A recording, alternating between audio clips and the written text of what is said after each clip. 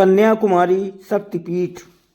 दोस्तों, आप सभी से निवेदन है, कृपया कहानी को लाइक और सब्सक्राइब जरूर करें। धन्यवाद, प्रणाम, सत श्री अकाल। आज की कहानी है कन्याकुमारी शक्तिपीठ।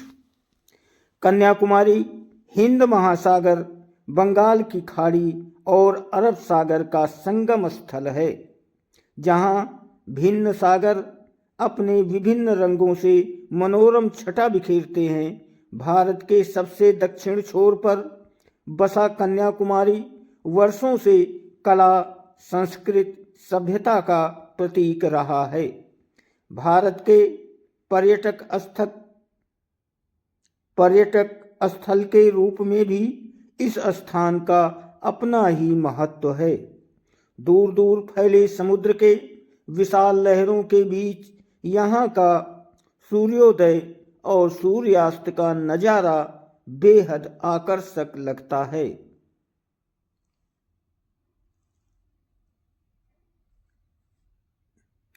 समुद्र बीच पर फैले रंग बिरंगी रेत इसकी सुंदरता में चार चांद लगा देते हैं।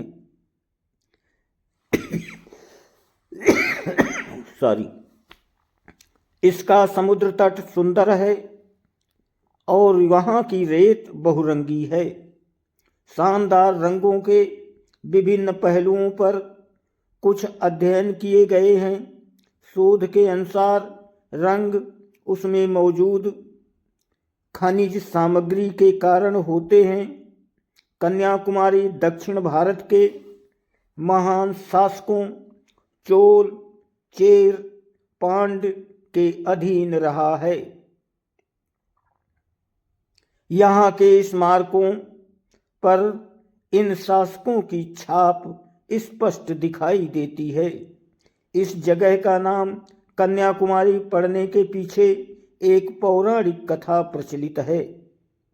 कहा जाता है कि भगवान शिव ने असुर बाणासुर को वरदान दिया था कि कुमारी कन्या के अलावा किसी के हाथों उसका वध नहीं होगा।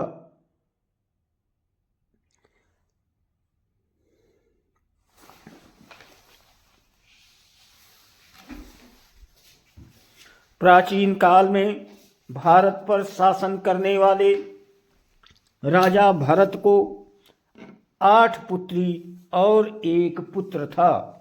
भरत ने अपना साम्राज्य को 9 बराबर हिस्सों में बांटकर अपनी संतानों को दे दिया। दक्षिण का हिस्सा उसकी पुत्री कुमारी को मिला।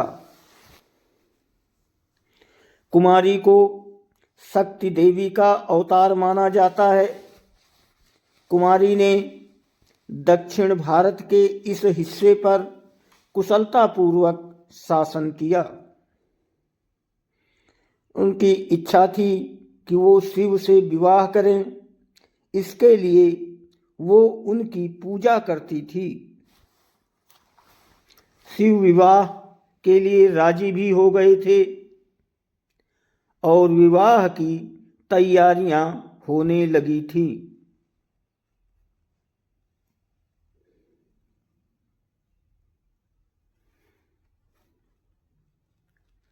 लेकिन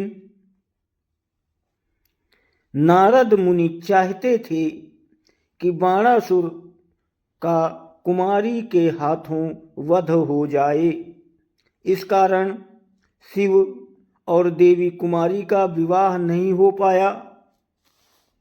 इस बीच बाणासुर को जब कुमारी की सुंदरता के बारे में पता चला तो उसने कुमारी के समक्ष शादी का प्रस्ताव रखा।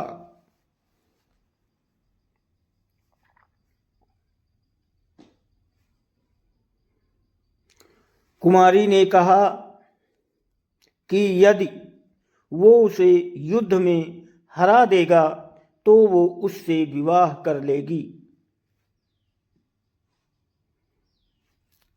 दोनों के बीच युद्ध हुआ और बाणासुरन को मृत्यु की प्राप्ति हुई। मृत्यु से कुछ क्षण पहले बाणासुरन को ज्ञात हुआ कि ये कन्या कोई और नहीं बल्कि साक्षात देवी शक्ति का रूप है। मृत्यु से पहले बाणासुर ने अपनी गलतियों के लिए माता से क्षमा भी मांगी। माना जाता है कि इसके बाद कुमारी अपने मूल रूप में आई और शिवलोक को चली गई। लेकिन कुमारी ने अम्मन मंदिर में अपनी उपस्थिति बनाए रखी।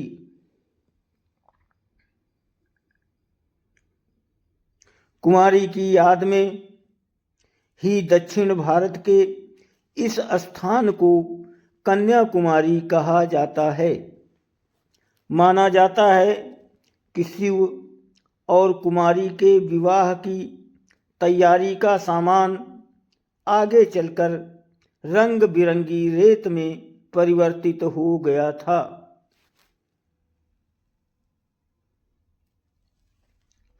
सागर के मुहाने के दाईं ओर स्थित ये एक छोटा सा मंदिर है जो पार्वती को समर्पित है। मंदिर तीनों समुद्रों के संगम स्थल पर बना हुआ है। यहाँ सागर की लहरों की आवाज स्वर्ग के संगीत की भांति सुनाई देती है।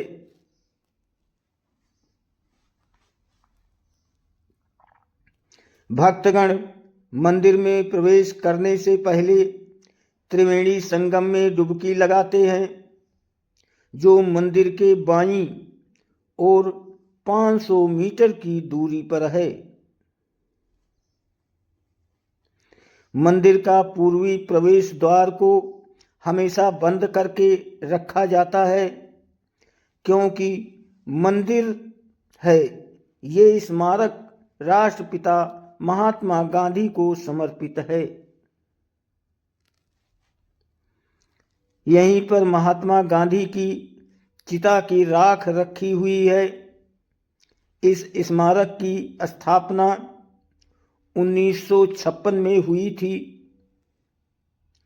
महात्मा गांधी 1948 में यहाँ अस्थियां विसर्जित महात्मा गांधी की अस्थियां यहाँ विसर्जित की गई थी।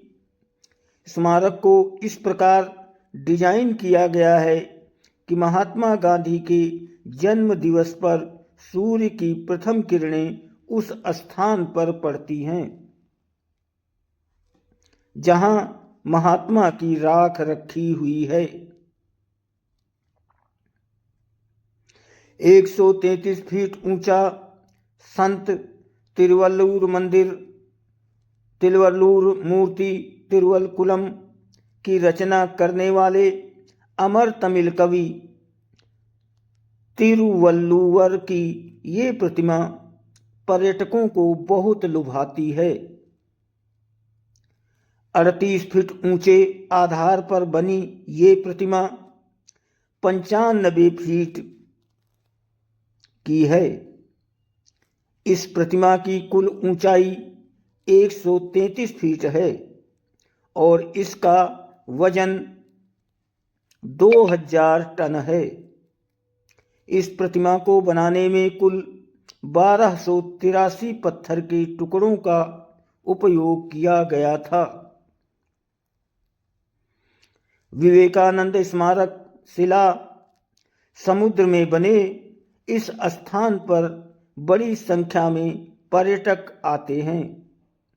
इस पवित्र स्थान को विवेकानंद स्मारक शिला समिति ने 1970 में स्वामी विवेकानंद के प्रति सम्मान प्रकट करने के लिए बनवाया था।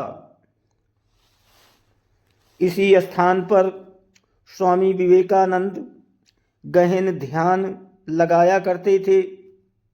इस स्थान को श्रीपद पराई के नाम से भी जाना जाता है। प्राचीन मान्यताओं के अनुसार इस स्थान पर कन्याकुमारी ने भी तपस्या की थी। कहा जाता है कि यहाँ कुमारी देवी के पैरों के निशान मुद्रित हैं। ये स्मारक विश्व प्रसिद्ध है। फेसबुक देखने वाले, सुनने वाले और पढ़ने वाले सभी भाइयों से अनुरोध है, कृपया कहानी को लाइक और फॉलो ज़रूर करें। आप सबकी बहुत मेहरबानी होगी। आप सभी को बहुत बहुत धन्यवाद और कोटि कोटि प्रणाम। सत श्री अकाल।